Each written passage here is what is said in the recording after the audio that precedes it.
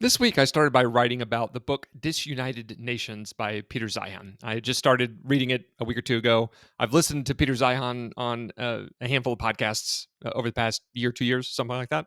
Got a big kick out of his thoughts and decided, okay, it's finally time to sit down and read one of his books. And in Disunited Nations, his theory is that the world is pulling back from this free trade regime that has dominated since the end of World War II. And so he talks a lot about the implications of what happens as trade activity around the world diminishes and becomes less safe and less easy than it had been in the past. And he had an anecdote specifically about China and how vulnerable China is given its huge volume of oil and gas imports. When I was reading all that, it just made a ton of sense to me why China is pushing so aggressively into renewable energies, solar specifically, but also wind. China's also building a lot of new coal plants. It's aggressive around nuclear, just building up as much energy capacity as it can. And there's sort of some obvious green environmental implications to that. But listening to a strategist like Peter Zeihan talk about it really gets the wheels turning that national security and energy security implications are quite likely to be at the root of this super aggressive investment paradigm that we're seeing out of China. So it's just an interesting thought and something that had crossed my mind before, but really hadn't really cemented in the way that it had until I had read Disunited Nations.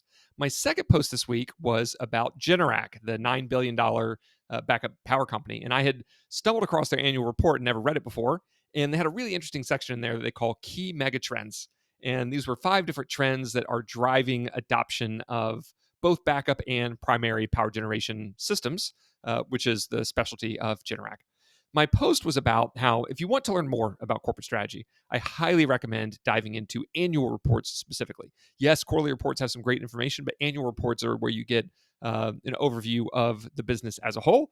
And in Generac's case, we get a pretty interesting discussion of what management thinks is driving the adoption of its products in the market.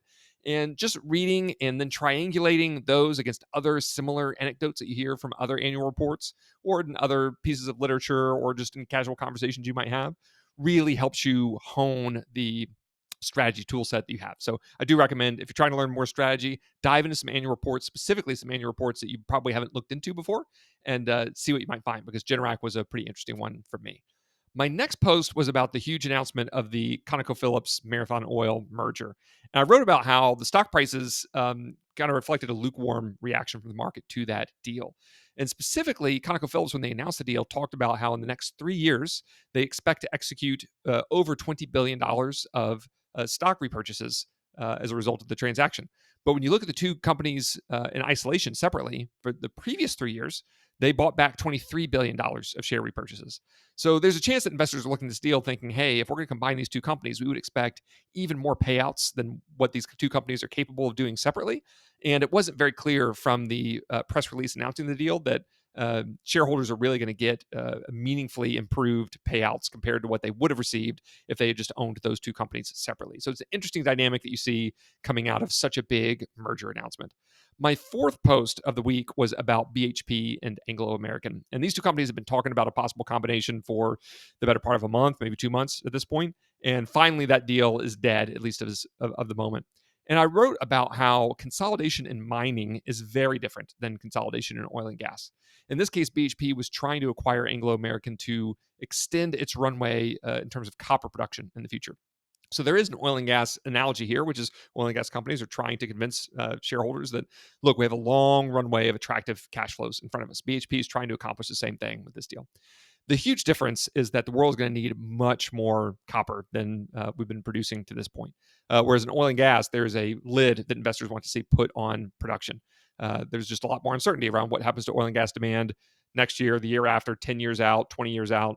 Whereas with copper, with the energy transition, we just see an almost insatiable thirst that the world has for more copper. So I wrote about how a lack of consolidation here was probably a win for the energy transition. We want more companies the size and scale of BHP or Anglo American. These kinds of companies are what's required to push back all the obstacles that exist to finding new mines, bringing new mines online.